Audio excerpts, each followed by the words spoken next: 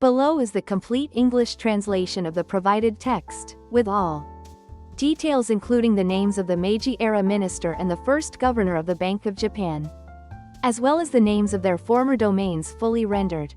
The text is translated in its entirety, approximately 10,000 Japanese characters in length. Chapter 1: The Foundations of Sumerian Civilization. The land, called Enki. 1.1 The sudden appearance of Sumerian civilization in history, around 4000 BCE, in the lower reaches of the Tigris and Euphrates rivers in southern Mesopotamia. A people known as the Sumerians established one of the world's earliest urban civilizations. They built a network of city-states such as Uruk, Lagash, and Eridu, and developed highly sophisticated social institutions, including the use of writing cuneiform, metalworking, and temple-centered urban administration. The astonishing level of development has raised one major question in archaeology and history. Why did civilization form so abruptly? The origin of the Sumerians remains a mystery. Their language, Sumerian, is considered a language isolate, sharing no apparent genealogical relationship with the languages of neighboring peoples. Although the prevailing theory suggests that the Sumerians migrated from regions further east, or possibly from Anatolia, the details remain unclear. Rapid advances in agricultural and irrigation technologies are thought to have triggered urbanization, which subsequently blossomed into a group of city-states. Yet many aspects of this process are still not fully understood. 1.2 The Sumerians' self-designation. Enki and the land of reeds. Interpretation. It is near consensus among scholars that the Sumerians referred to their own country as potassium iodide Enki. A prominent interpretation, though not definitively confirmed, renders this term as the land of the master of reeds.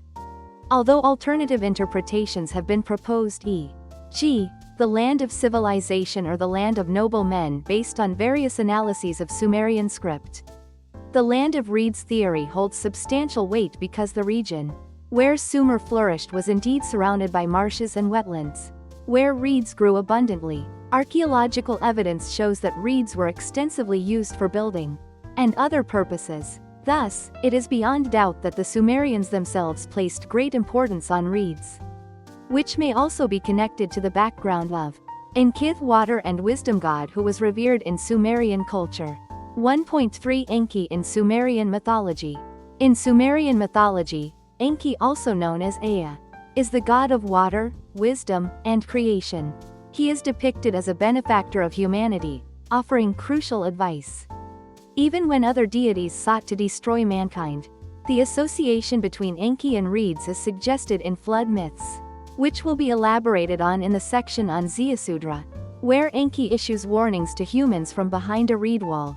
Such imagery has drawn comparisons with the biblical figure Noah, giving rise to discussions in comparative mythology regarding the Sumerian prototype for the Noah tradition.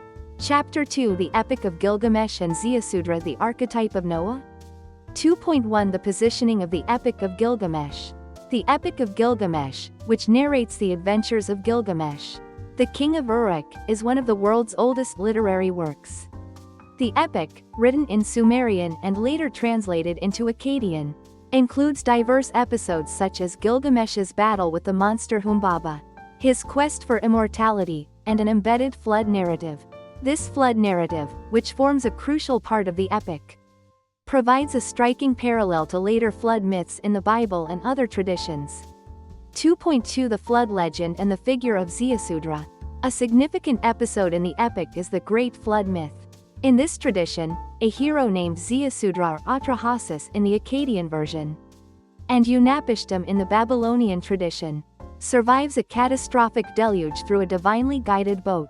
Ziusudra, as a survivor who attained a form of quasi-immortality through divine favor, is seen by many scholars as the prototype for Noah in the Bible. The parallels are drawn from the fact that in both traditions, a single righteous individual is chosen to build an ark and preserve life, receiving divine instruction to do so. Gilgamesh's later journey to seek the secret of eternal life leads him to encounter this figure, who, despite having obtained the plant of immortality, ultimately loses it to a Serpenta narrative that reinforces the notion that immortality is not meant for mankind. 2.3 The interpretation of Ziusudra as the archetype of Noah. In Sumerian texts the flood hero is named Ziusudra, while in later Akkadian versions, the same figure is known as Atrahasis, and in the Babylonian tradition as Unapishtim. Despite the different names, each version portrays a narrative structure centered on a divine flood and a chosen survivor who is instructed to build a vessel. The similarities with the biblical account of Noah, who builds an ark to escape the flood, are compelling.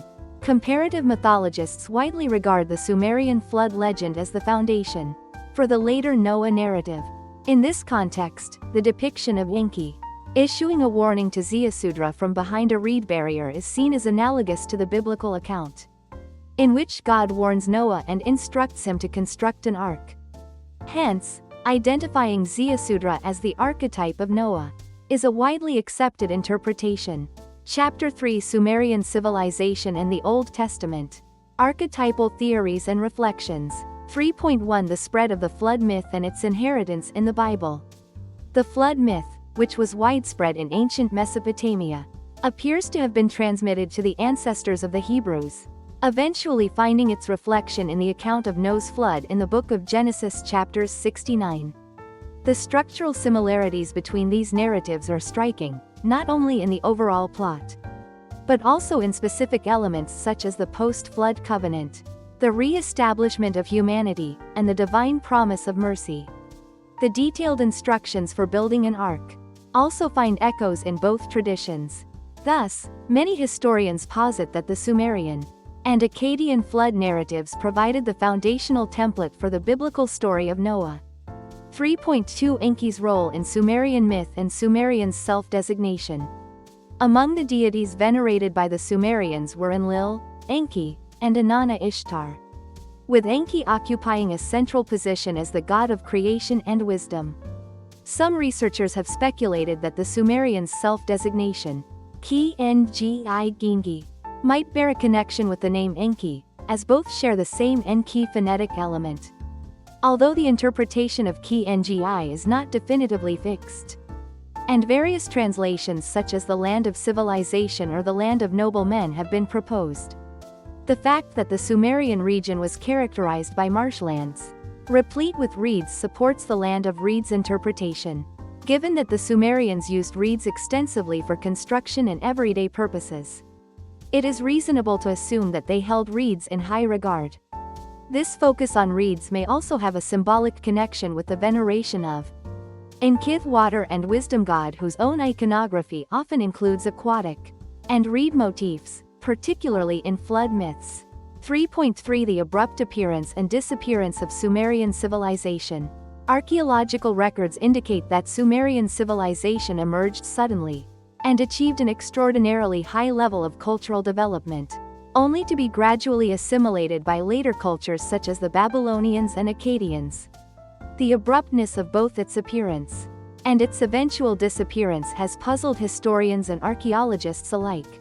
It is as if the Sumerians appeared on the historical stage with a burst of civilization, and then, having fulfilled their role, were absorbed and ultimately vanished. This enigmatic trajectory has profound implications. The mythological narratives and flood legends that the Sumerians left behind may have influenced not only later Mesopotamian cultures, but also the broader corpus of human religious and cultural memory, including the narratives preserved in the Old Testament.